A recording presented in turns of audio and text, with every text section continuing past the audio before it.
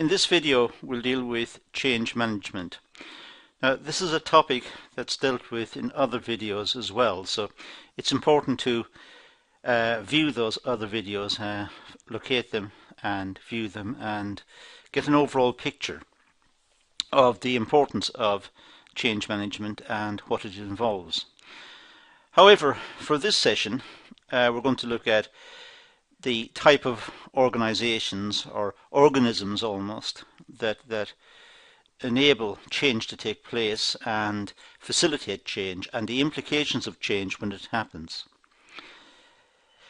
So we'll start by just reminding ourselves of the S-curve. Now the S-curve is just the life cycle curve that products go through.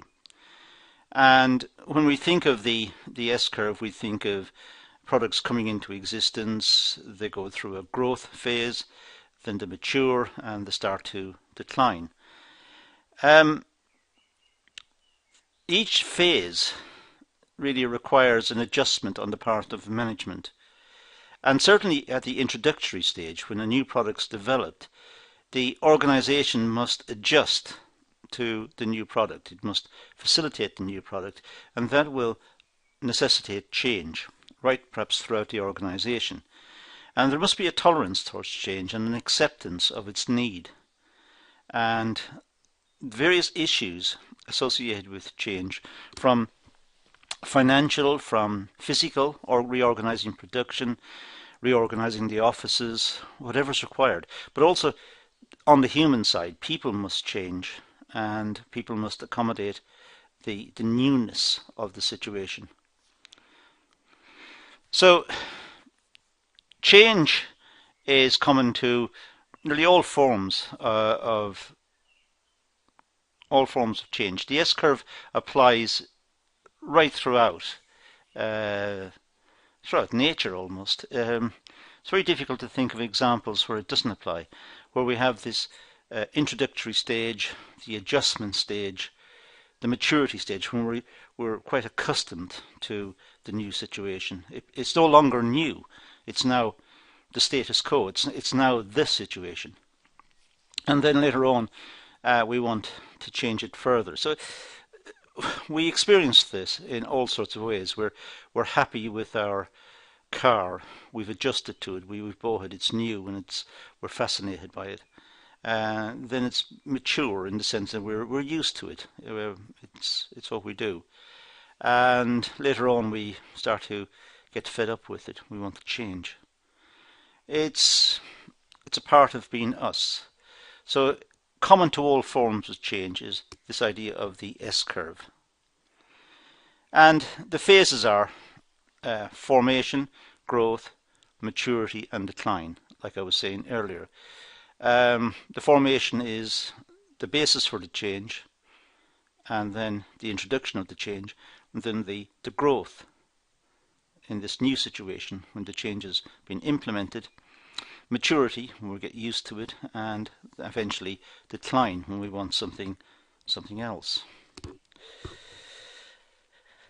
Transformation occurs when shifting to a new curve, which is what we do. We facilitate one curve in the sense that we adjust to it and we work with it and we accommodate it.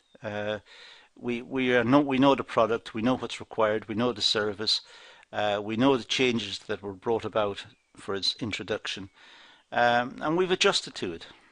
Now when we're considering yet another product, then we have to transform the organization, we have to transform the way we do things, we have to adjust to the new requirements. So there's an almost constant process of transformation going on within organizations as they adjust to the introduction of new products. So organizations are in this state of flux. They're in this state of constantly adjusting from one position to the next. They're moving from, in a sense, one curve, one S-curve, to the next S-curve. They're jumping from one to the next.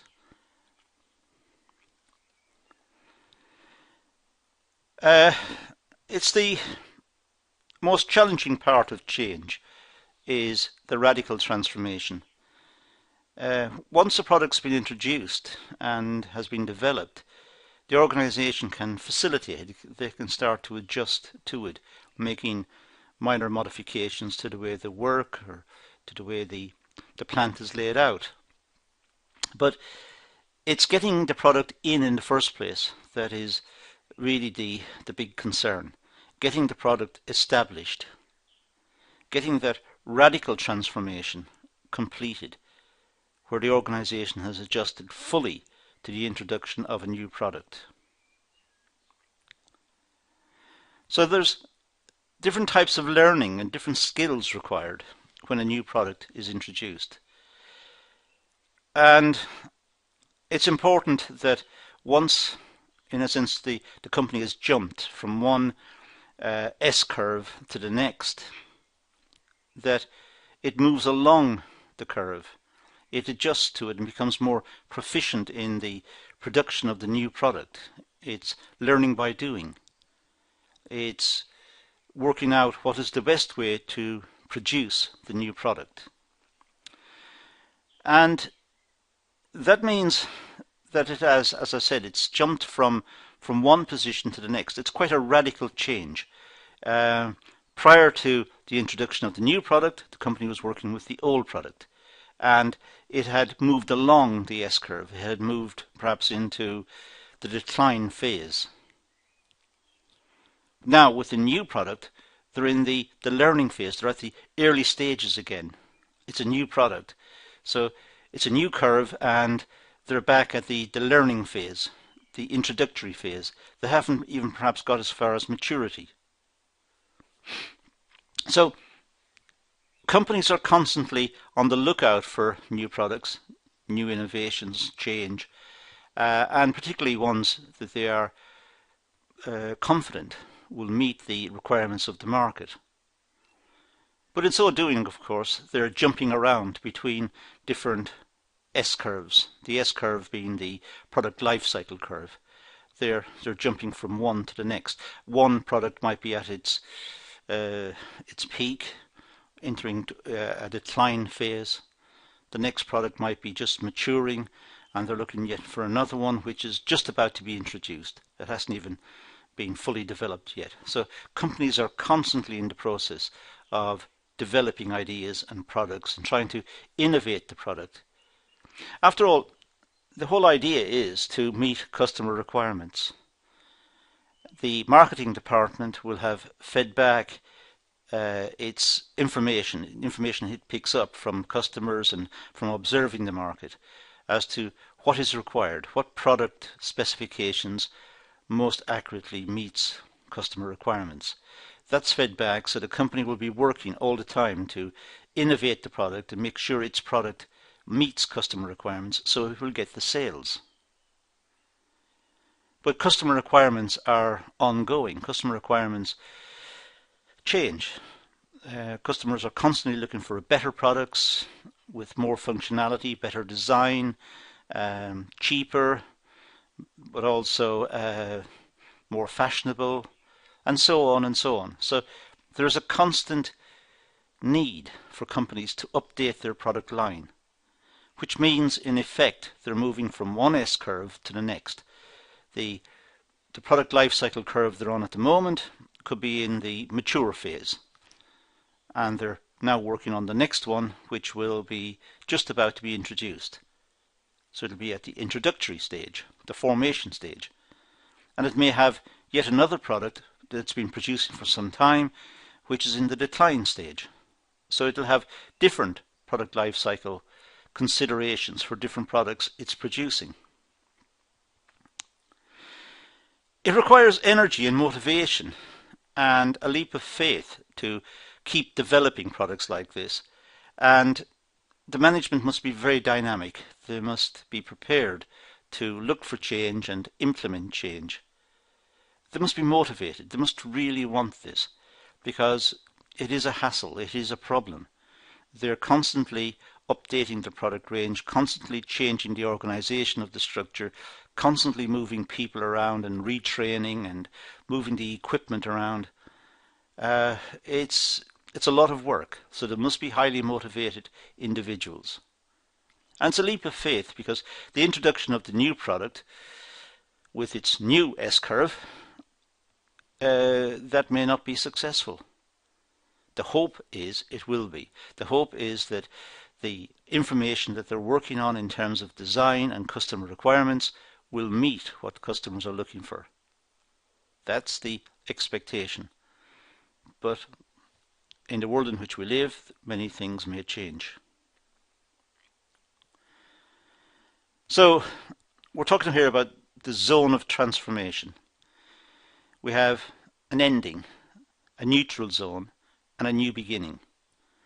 So products run out, they enter the decline stage, and at some stage they will simply stop selling. They are no longer required. There might be very small sales into the future where some customers were loyal to the product, they just simply liked it, but not sufficient to keep the production lines running. So at the end, there's a nothing, there's an emptiness. And then a new beginning, because the new product will come into existence. So this transformation is going on all the time. Companies are updating their product lines all the time to try and keep contemporary, to try and meet customer requirements. So if we can just imagine, very badly drawn here on the bottom right, a couple of S-curves, we have situations like the one I've got there, where the top one is, as you can see, it's dipping. And it's dipping, it's running out, it's in the decline. So once it starts to enter decline, they start to try and introduce a new one. But the new one is not being very successful at the early stages. It has to be introduced, it has to be marketed, it has to be tuned almost to the customer's requirements, and the customers must be made aware of it and its qualities and its attributes and so on. So in a sense there's a gap, a zone of transformation indicated by the red arrow, which is the difference between the one that's declining and the one that's hopefully about to start. And that's the worrying gap the companies have.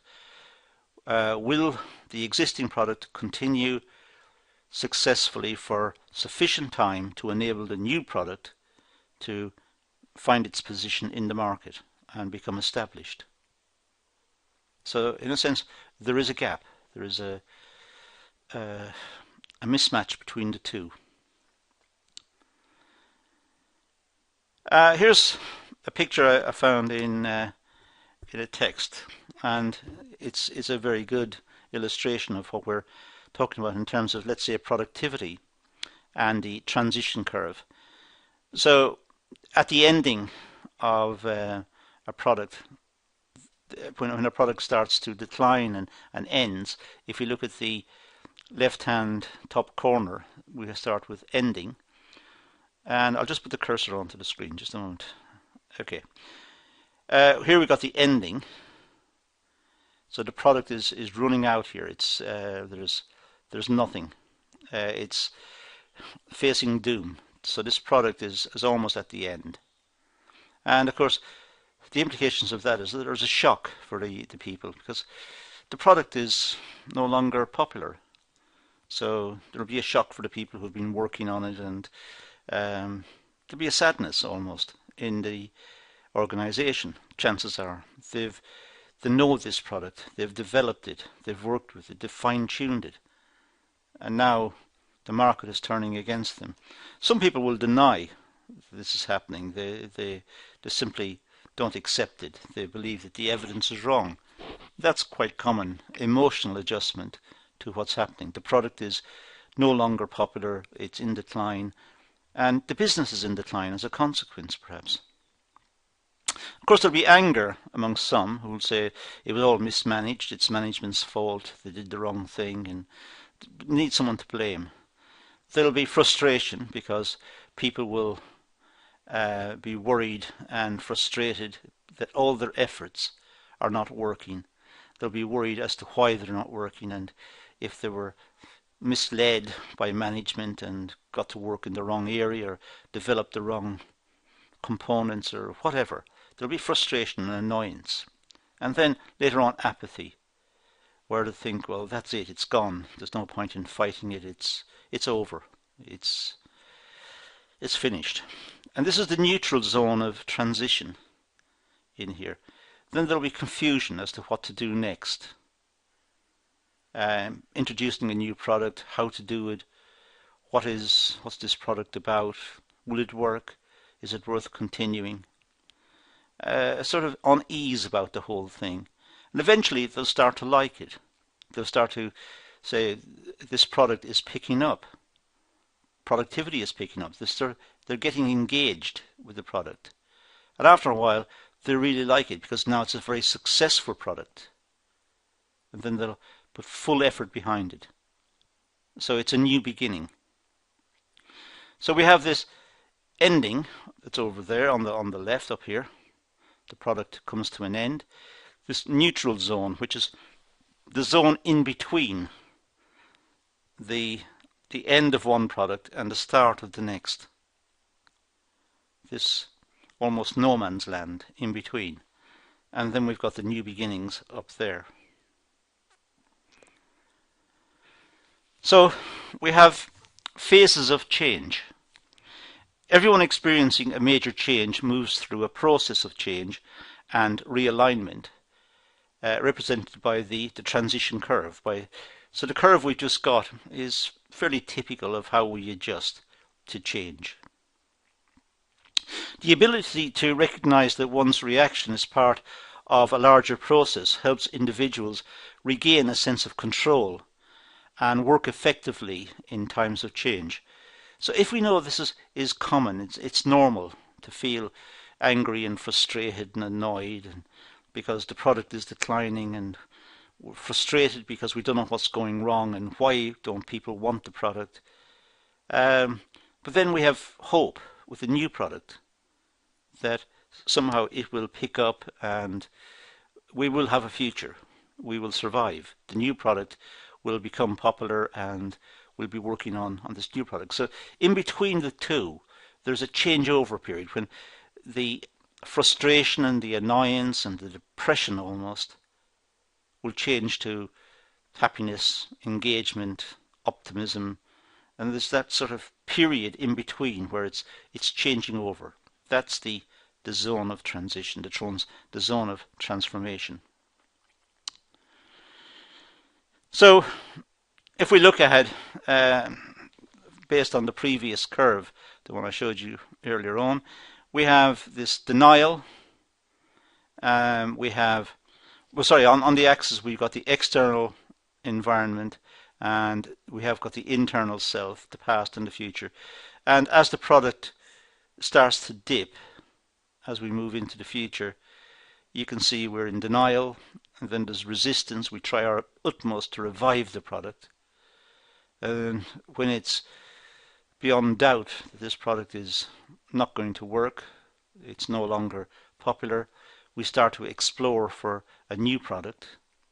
And later on, if it's successful, we have commitment to the new product. So it's how we change. It's how we've moved through this adjustment period. Now, leading your team, well, first of all, helps others to see the need for change. So the power of communications is very important. People must be taken through the process. They can see sales are falling off for a product, and they can see perhaps the new product is becoming slightly more impressive and selling more and more popular, and so it's important to communicate. It helps others to see the need for change. It helps them to switch over from one to the next. It requires knowledge. To communicate, there must be content. The people communicating must understand the product, they must understand what they're saying, it must be logical, it must make sense, so they must have knowledge. And they must have commitment, they must have a passion for what they're saying. The communication to be effective, the communicator must not just understand what he or she is saying, but they must have some sort of commitment to it, because they need to engage the listener, the person being communicated to. They must engage them, they must get the message across, they must understand it, and they must start working with the new situation. There may be reward required. Implement a change may need some sort of reward. It may be remuneration in form of cash, salary. It may be more psychological about working conditions and feeling a part of the team and a part of the organisation. And it's important to reward those who implement the changes, because they're the ones who brought it about, the ones who wholeheartedly committed to it, brought it about. So they should be recognised and rewarded. And change will only happen if it's supported. It must have the commitment of senior management, it must have the commitment of line management, it must be supported, it must be helped along. Otherwise the change will not happen. So it's important that these are put into place. Also, facilitate.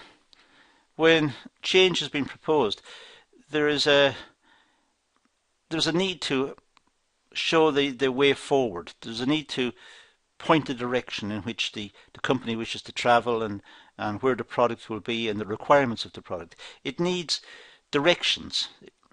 The people working on the product need directions. They need something to aim at. They need a goal or an objective. They need to be able to achieve that. They can't just continue working on it without some end point and some recognition of achievement. You can only achieve if we've had a goal to achieve. So in this particular phase, the team are ready to work with the leader and to design and create a new pathway, a new set of processes and a new direction of work and a new set of requirements for work and so on. So the team are ready to work with the person, but there must be leadership and there must be a clear indication as to what's required. Objectives must be set, pathways must be set, and goals must be set. So the people working on it know what they're trying to do. So it needs to create a roadmap for the change. There has to be learning and looking at different skills and developing different skills and working as a team. So that's important. It's sometimes considered to be the high energy, the exciting period of the change. This is when the change has now been agreed, people are on board, they're thinking about it, they're starting to get involved, but now it needs to be done. And now they need to explore the best ways to do it.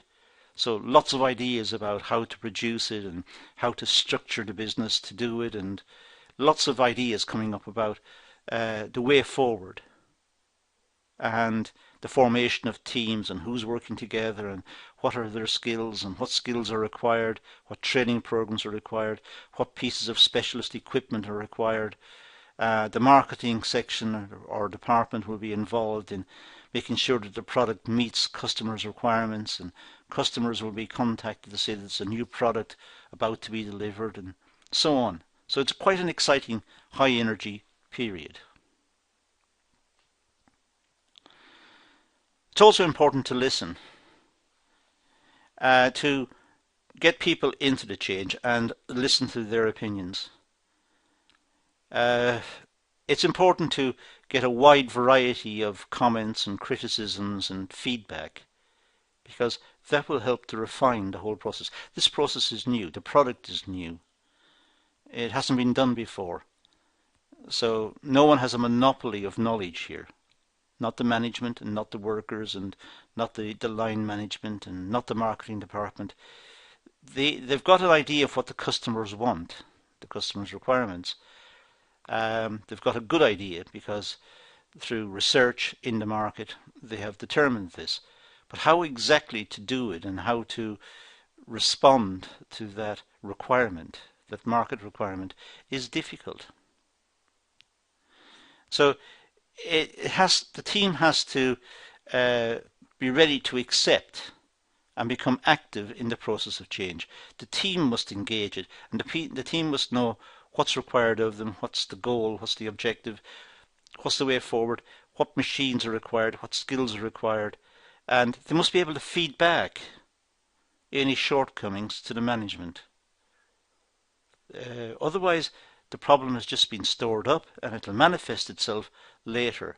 Perhaps it'll stop the whole production system later because it's a fundamental problem that somehow was being not wasn't spotted. It was overlooked in the whole process. So it's important to listen and get a wide variety of comments and criticisms. It's important to get over any resistance as well. There might be some residual resistance in the team who think, well, in the past, on the other product, the one that declined and failed, finished, we used to do it this way. So I think we should do it this way now again. Well, that's old thinking. The new product might require new thinking. So it requires new skills and new ways of working. And that means adjustments on the part of the workers and the management.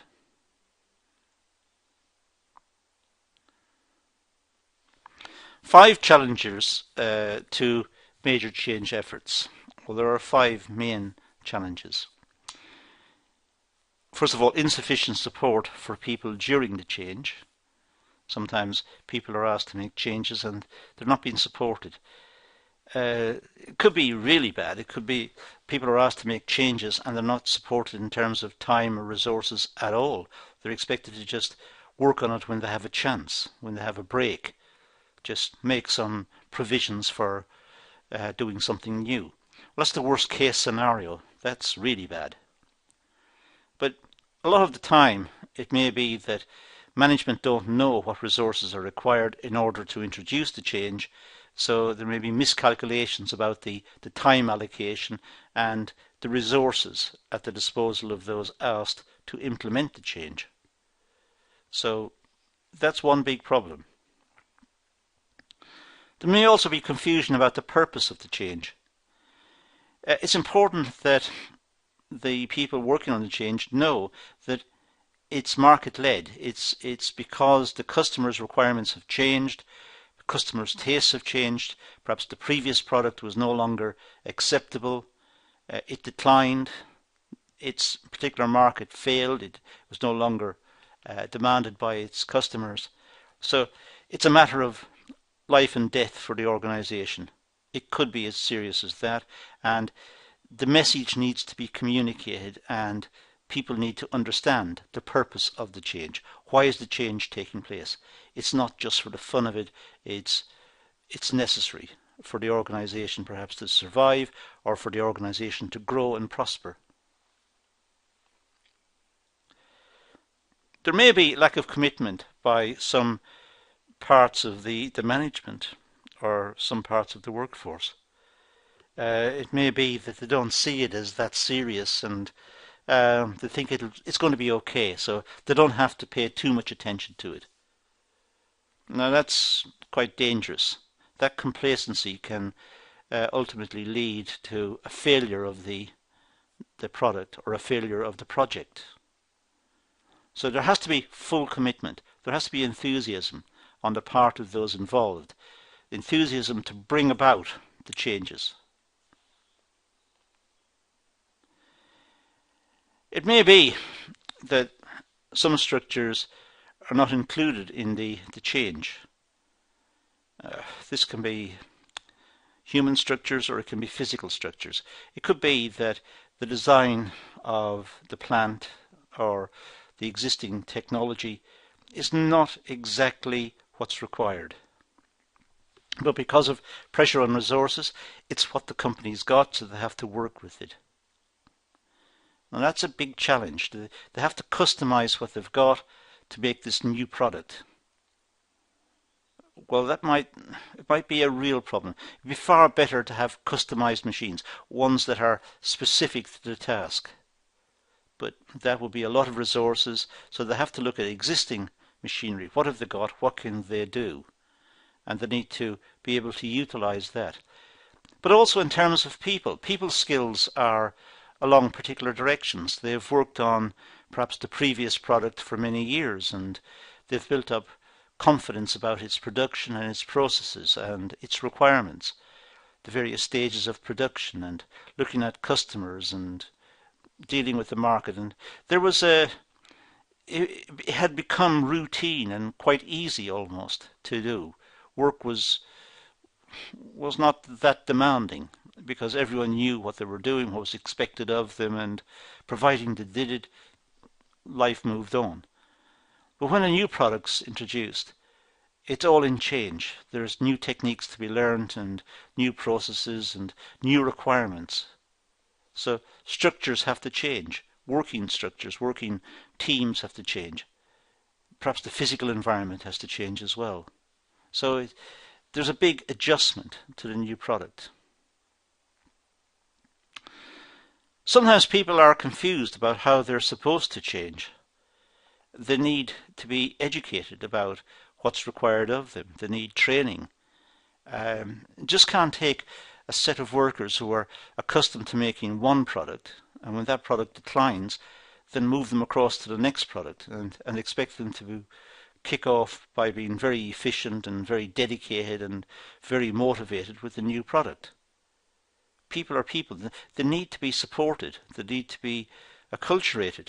They need to have classes and education and training, and they need to be taken through the steps, introduced to the product, shown the product, and understand the significance of the product to the business. It's communications as well. So people need to know how they're supposed to change. Not just expected to change, but needed to know how to do it. Organizations and change. Well, manage event through change management classes. Change management classes are a good idea because they get the idea of flexibility into the minds of the operators, the workers, the line management, throughout the various departments. People become accustomed for the need to change. They know that the product they're making now is not going to last forever, so they're going to change. Realignment of organizational parts and processes. Now, I partly mentioned this one earlier, but sometimes existing machines have to be realigned. They have to be changed so as they can produce new parts or be used in different ways. So there's an element of re-engineering, rethinking the whole situation. The machines are the plant that the business has got. This is what is there. They might dream about new plant and dedicated machinery and computer-aided design and computer-aided manufacturing and so on. They might dream about that, but they haven't got the resources perhaps to do it. So what they have to do is work with the existing plant and try and realign it and restructure it and see ways of solving problems that will enable them to efficiently produce the new product. So there's this appraisal that's required of not just the plant, but the working processes, the routines of work that can realign the whole structure of the business to enable it to successfully manufacture the new product. The greatest force for business change comes from everyday people and from people-to-people interactions. So normally it's people-to-people interactions that lead to change. The change may be communicated to the business via the marketing department. This is what the customers now require. This is what they would like to see. This is what the competitors are doing. These are the functionalities that are suitable for today's market.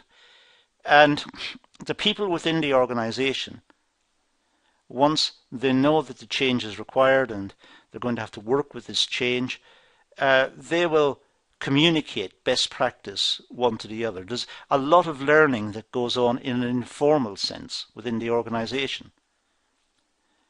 People will help each other, chances are. They will watch what they're doing and say, actually, if you do it this way, it'll work better. Or try this and that might work. So there are lots of solutions and suggestions that are passed around between the people in the workplace. After all, they've got a common bond. The common bond is this is their livelihoods. So it's in their interest to try and make it work.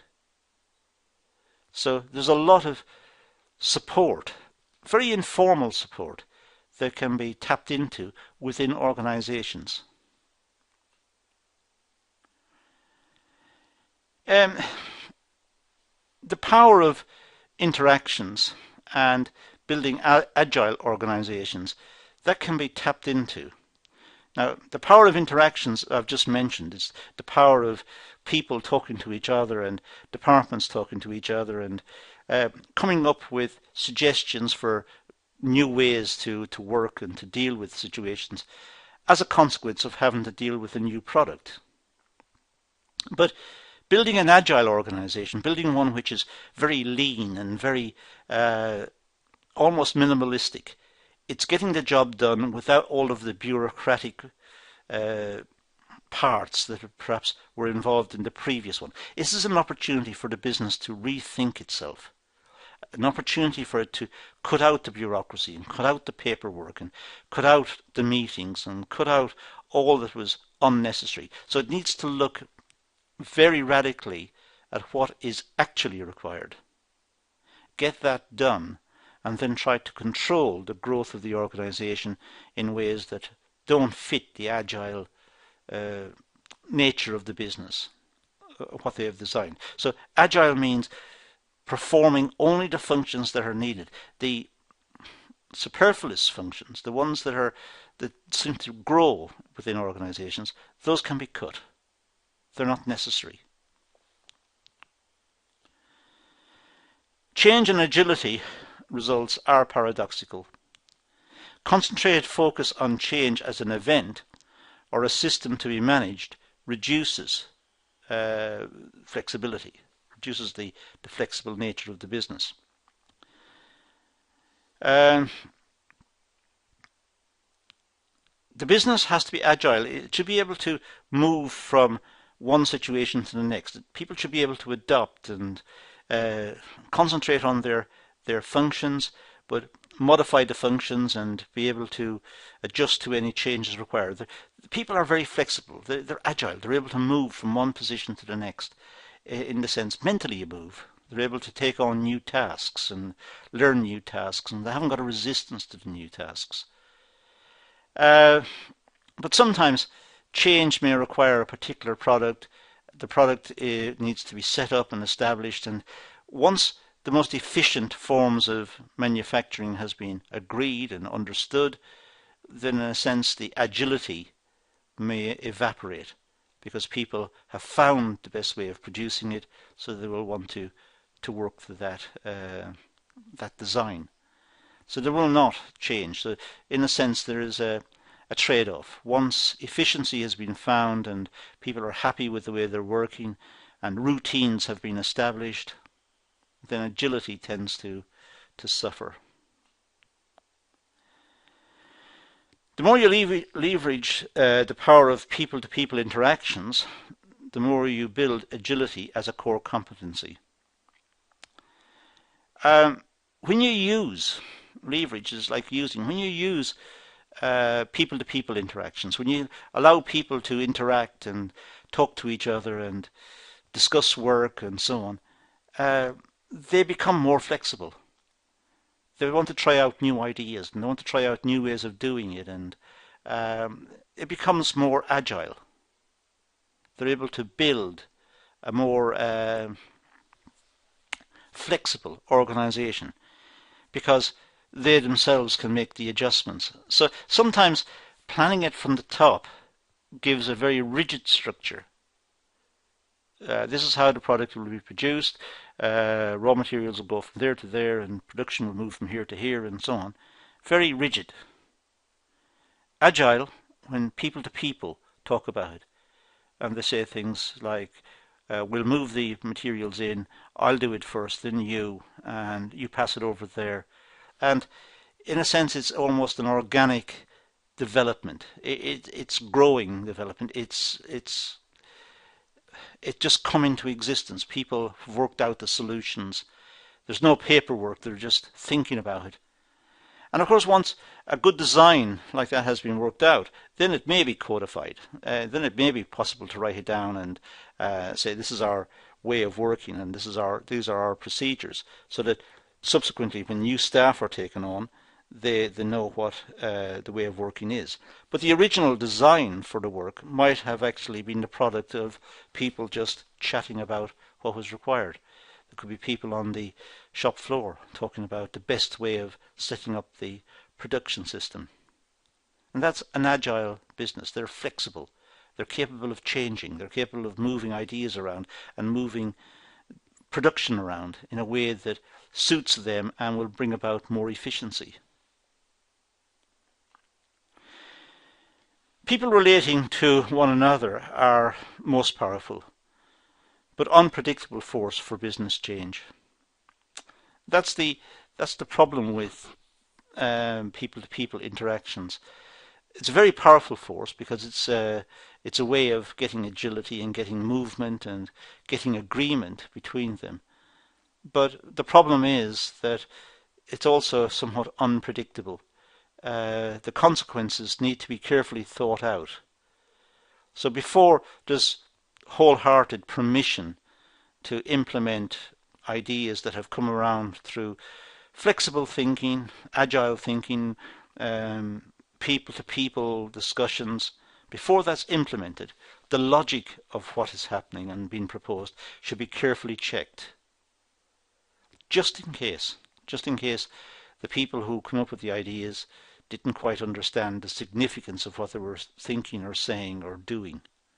So it is important to check the recommendations. Now let's look at this idea of agility in a little more detail. Organizational agility is having the attitudes, processes and energy to execute new business strategies quickly and effectively. That's our definition. So agility, organizational agility, is having attitudes and processes and energy to exercise new business strategies quickly and effectively. So when somebody comes up with a new idea and it becomes a part of the business strategy, it's capable of implementation quickly because people are agile. People can move to it straight away. They can understand it, they can implement it, they're enthusiastic, they want to try it out. They've got that mindset that they want to experience it. What's this new idea about? What's this new machine? What can it do? May I have a go? Can I try it? Oh, it can do this as well. Why don't we use it in that context? So there's a lot of ideas floating around. People are full of ideas. And if given the opportunity, the business can be extremely agile if the workers are encouraged to think and talk out loud, express criticisms, express support, make recommendations, discuss their ideas. It doesn't have to be that time consuming. It sounds like it's very time consuming, but it doesn't have to be. It's just agile thinking, flexible thinking. And this could be a real benefit to the organization in terms of strategy implementation. Cotter looks at this type of situation here, where we've got simply across the top, the column headings is weak and strong, and the results, that's for the vision, I should say, weak and strong vision. And for the results, we've got high and low on the rows, on the horizontal bits. So if we have a weak vision and low results, weak vision and low results, then that's stagnation. So put the cursor onto the screen.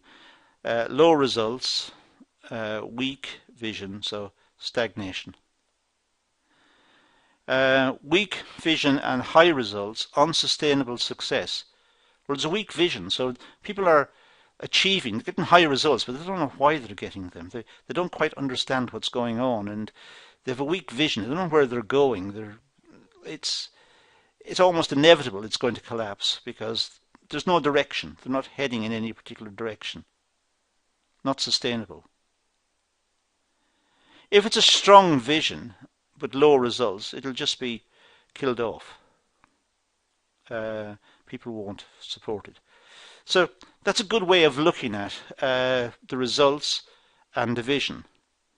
It's an interesting table just to show the different possible outcomes. With a strong vision and say high results, you're going to get sustainable success. There's a strong vision. The company knows where it's going to be. It knows what it's aiming at. The people working for it know what their targets are. They've got clear goals. And the results are very high. So that's sustainable. Everything's positive there. Transforming an organization and understanding change is the ultimate test of leadership. Change requires leadership. It needs someone to champion through the change, to explain the change and implement it.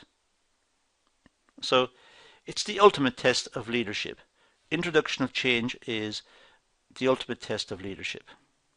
I must also be able to building coalitions and creating a vision. The leader must be able to form almost departments and sections, working sections, and form coalitions, form people into groups that work together and have similar ideas. And the leader must be able to create the vision so workers can relate to what's happening. They can see where the business is going. They can see what they're trying to do. The HR in change, well, the key objectives are provide forum to people to understand and deal with the events in a balanced way. It's important that the HR facilitate discussions between the workers who are experiencing change, so that the workers can air grievances and worries and concerns and get comments from others as well to allay the fears or discuss them out openly. It's worthwhile airing the situation and talking about it in an open fashion. The HR could also identify actions that the organisation can take to help employees. It's not just good enough that the organisation wants to change the system, but it needs to take the workers and the management, the junior management, the middle management, it needs to take them with them. It's like a journey. They're going to change direction. They're going to make a new product. They're going to enter a new market. This is new. So there's a fear on the part of the workers. Will they be required? Will their skills be required? Will they be made redundant and replaced by new people? So it's important that the HR are involved in this and that perhaps training programs are put in place and working with the existing management and the existing workers to reassure them that by acquiring new skills and updating their skills and working in this more flexible way, their careers will be fine. So there's a role for HR in terms of morale within the business. It's important to provide support systems. Support systems could be counselling, it can be informal committees and groupings to discuss issues and a works council perhaps. It's very important that the HR make those facilities available.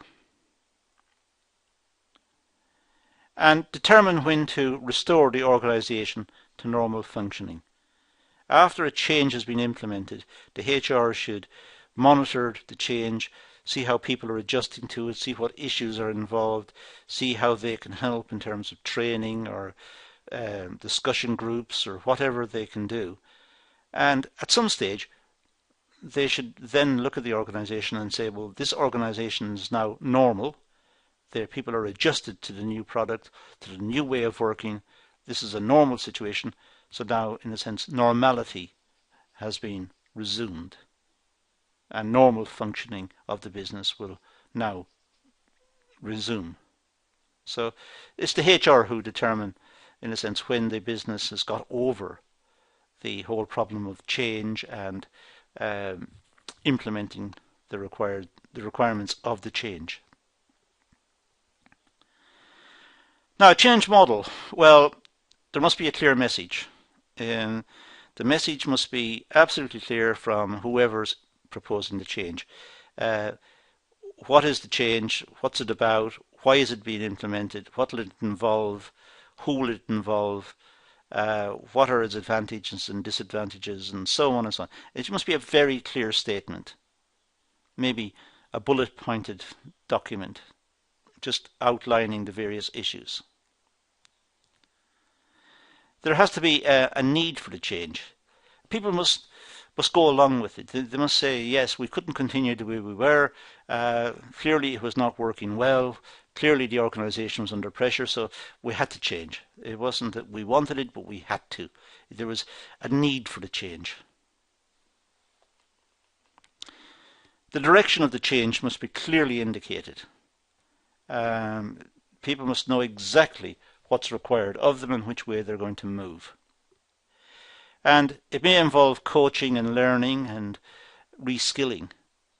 And there should be indications given to those involved or those who will be affected by this, indications of where this retraining and where the skills can be acquired and what facilities will be put in place to help them. So it's carrying the organisation with it. It's not just a change and a new organisation. This is taking the existing organisation, making a change, but carrying the workforce and carrying the organisation into this new situation. Looking at the desired results and looking at the need for continual improvement. And that's an issue that we dealt with in other videos in the context of total quality management. There is a need for continual improvement of the product because quality needs to be updated all the time, and the new way of working requires workers and management to constantly review their practices to see if better ways of working and better processes can be designed. So it's changing the culture almost. It's getting the organisation to recognise the need for change, and the need for change is continuous. So there's no complacency anymore. It's not that the organisation is going to make this one-off change and everything's going to settle down and it's going to become routine again. This is a change that's going to take place, and then there's going to be continual change as the business tries to continually upgrade the product and improve its quality, because that's how it's going to fight competition. That's how it's going to gain competitive advantage and how it's going to maintain it. So, in a sense, what we're doing here in the language of different models that we already have looked at in different videos, we've unfrozen the business. The business was locked into a certain way of doing things. It was fixed in its way of working, in the processes it had, and the way it moved materials and the sequence of the production and distribution and so on. It was fixed. Now we've unfrozen it. We unfreeze it, and then we change it. And then, oddly enough, we freeze it again. We change it, and then we lock it back. However, can I just say immediately on the freeze, the bottom one, we don't fully freeze it anymore because of the requirements of TQM, as I just said. The product, the core product, and the core skills of the organisation may be seen as somewhat frozen. But the core product itself may be subject to style changes, quality changes. So there is this incremental change because of continual improvement and the requirements of continual improvement. There is this continual change. So it's freeze, but it's not 100% freeze. It's less than 100% because the product will alter as time goes by. It'll alter gradually. There'll be new processes, new ways of working, new skills required, new machines required. So we're not talking about freezing the organization and fixing it in time. That doesn't happen anymore. The requirements of total quality management and of modern business is that there's an onward search, a quest for new ways of working, more efficient ways of working, better quality output, better management techniques. So all the time there is a search for more efficiencies and more quality. So the product, it's not frozen in the way I've got it on the screen just now. It's frozen, but it's not 100%. As I said, it will change. It might be incremental, it might be slow, but it will change. So define the business case. Well, define your case for management strategy. What is the management strategy, and prepare the management team. So that's when preparing for change, that's important. What is the strategy? That must be clearly worked out. It must be clearly articulated, because that's what's going to be given to people to understand. So if it's not clear, if it's vague or ambiguous, they're going to be vague, and that's not good. That's going to take time, and it'll lead to confusion. So fuzzy thinking is not required at this stage. It's not a good idea. Clarity is all important. Defining the management strategy, and then preparing the management team, telling them what's required of them. Then in phase 2, managing the change. Looking at the current situation, perhaps doing a SWOT, a strengths, weaknesses, opportunities and threats. Do a SWOT on the business. But looking at the change, develop change management plans. Look at what's currently happening within the organization. Look at the strategic changes that are being proposed and see what adjustments are required. So develop change management plans. Plan to change from the current to this new situation. And take action and implement the plans. That's important. Implement the plans. Otherwise, they're just plans. They're just talk. So if they cease to be just talk, if they're actually implemented, then they take action. And act upon the implications. So it's reinforcing the change. Collect and analyze feedback. Talk to the workers, talk to the line management, talk to anyone in the company, talk to the management, the marketing section. The marketing department will have lots of contacts with customers and customers' reactions to the product, and so get a wide variety of feedback and get it as quickly as possible, and make sure it's good quality, it's accurate feedback. It is what actually people believe. So collect and analyze the feedback and diagnose gaps and management resistance. Where is there no commitment? Where is there a lack of commitment? Where is there a weakness in the organization? And try to manage that. And implement corrective actions where required, and celebrate success where situations have been achieved. When change has been successfully implemented and the organization seems to be running effectively, congratulate the people. They've done a good job.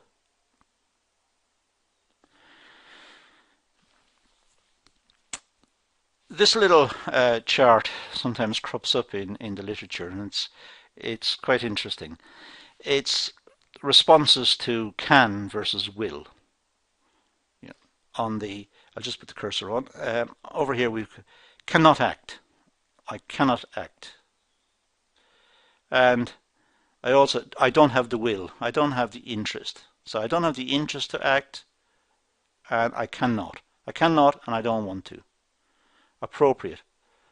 Letting go. Just let go. Finish it. Forget it.